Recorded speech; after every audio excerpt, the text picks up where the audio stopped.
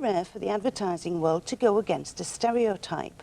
But recently, the Department of Employment ran an advertising campaign starring a deaf man, that's 1 point, who also has an HGV licence, jackpot. The poster says, Richard was born deaf. When they refused him an HGV licence, he just wouldn't listen. Richard fought to get his licence in the courts. Next, however, he had to learn to drive a lorry. So the BDA approached Tufnells, a local delivery firm with a positive attitude, and told them about the deaf man's perseverance. And as a result, they paid for HGV driving lessons.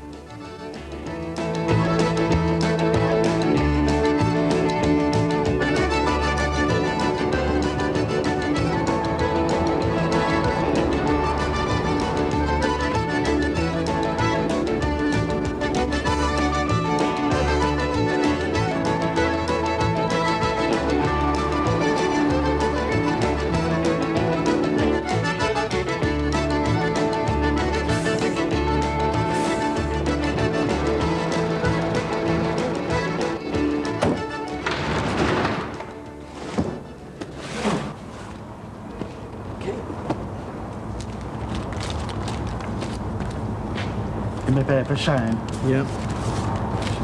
What did they come about? Sheffield Wednesday. Sheffield Wednesday, no chance. No. No. Don't win. You think so? Yeah. Okay, see you next week. Bye.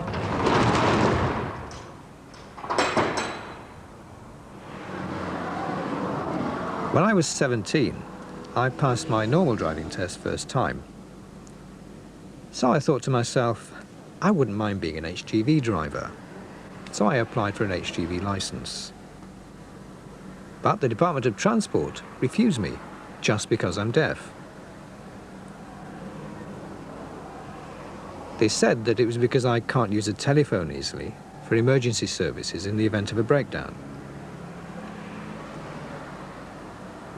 But I appealed against that decision because I can use a minicom, and the minicom's the only thing I need, really. I won the case, but it cost me £750 out of my own money. But I have to say that it was worth it.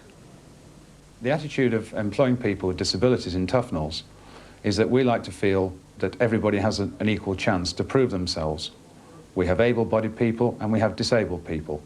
There are no special allowances or consideration, and we don't believe in necessarily in positive discrimination. But with goodwill on both sides and a little understanding, it's amazing how well it all works.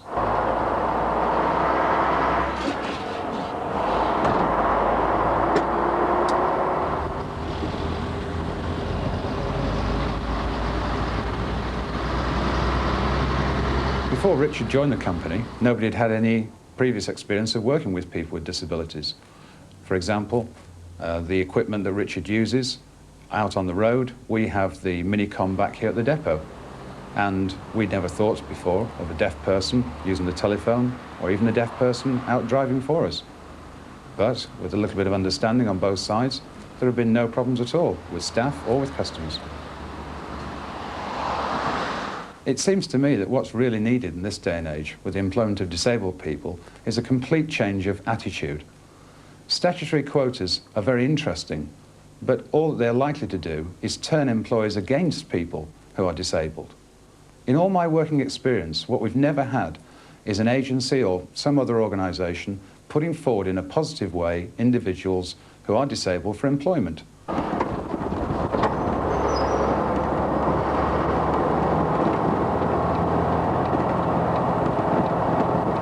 There are not enough employers who appreciate the qualities of a disabled person. It's often said that if a person can't hear, they can see even better. That if a person has some other disability, there's another compensating ability. And the greatest compensating ability, I believe, is in disabled people being employed today, is their will to win.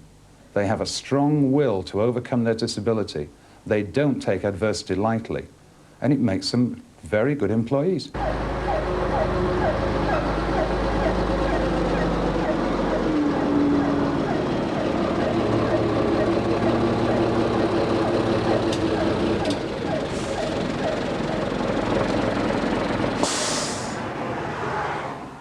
Research has shown that deaf drivers are actually safer drivers.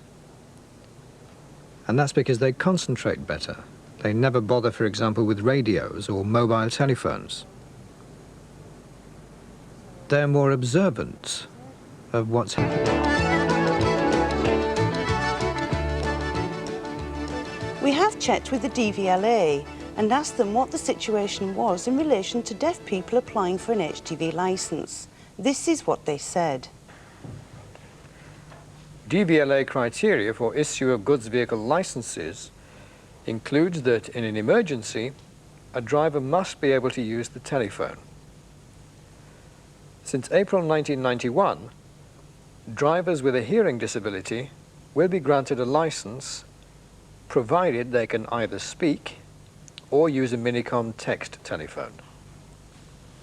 So, positive news all round. Maybe we will be seeing a deaf lorry driver delivering the Yorkie bars.